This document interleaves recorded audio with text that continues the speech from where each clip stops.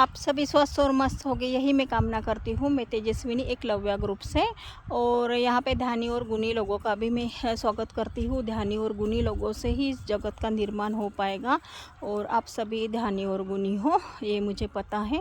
आज का टॉपिक है कि हमको बीमारी तो आती है, लेकिन हम रिलेशन में इतने उलझे होते हैं कि भाई उससे हम निजात नहीं पा पाते या उसको माफ़ नहीं कर पाते।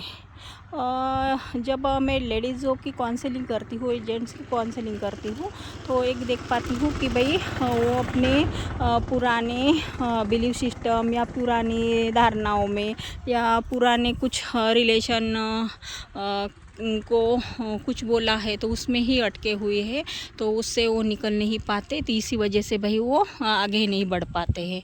तो जब हम किसी ने हमको कुछ कहा है तो एक तो उसको भूल जाना ही बेहतर होगा, क्योंकि वो टाइम कुछ गलत था या कुछ गलत वर्ड हुए, लेकिन उसका पेन हमको आज भी होता है।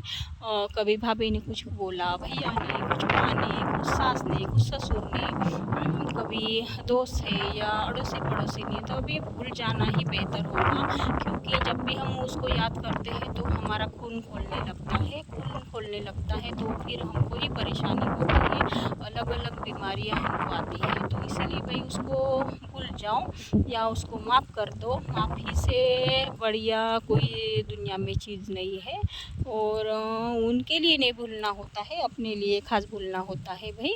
और खुद से प्यार करना भी ज़रूरी होता है। हम तो भाई बच्चों से, हस्बैंड से, सबसे प्यार कर चुके हैं, लेकिन ये जगत में हम खुद से प्यार करने के लिए भी आए हैं। तो खुद से प्यार कर कीजिए, खुद का ध्यान रखिए। उपटन है तो उपटन जैसे शंकर जी को लगाते हैं तो खुद भी लगाया कीजिए, और सुंदर दिखिए। सुंदर आपके पास साड़ी, गहने, अच्छे अच्छे ड्रेसअप है, वो कीजिए। महालक्ष्मी कैसे सुंदर दिखती है भाई, तो आप भी एक घर की महालक्ष्मी हो, तो आप भी अच्छा रहना चालू कीजिए। एक बार मैंने शाहरुख की थोड़ी सी फिल्म देखा था, उसका एपिसोड, तो वो कह रहा था कि मैं जब भी सोता हूँ तो भाई सफ़ेद वस्त्र पहन के सोता हूँ कि परी आएगी और मुझे मेरे जहाँ पे स्थान मुझे जाना है तो वहाँ पे लेके जाएगी।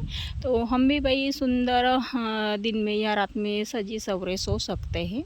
तो किसी न किसी से हमको सीख मिलती है। हम भी धरती पे आए तो किसी के कपड़े देख के हमने कपड़े पहने थे, किसी का लाइफस्टाइल के देख के ही हमने किया था कि कोई ग्रंथ है, कोई माँ है, पिताजी है, किसी ने बोल के तो हमने उस पे चले हैं।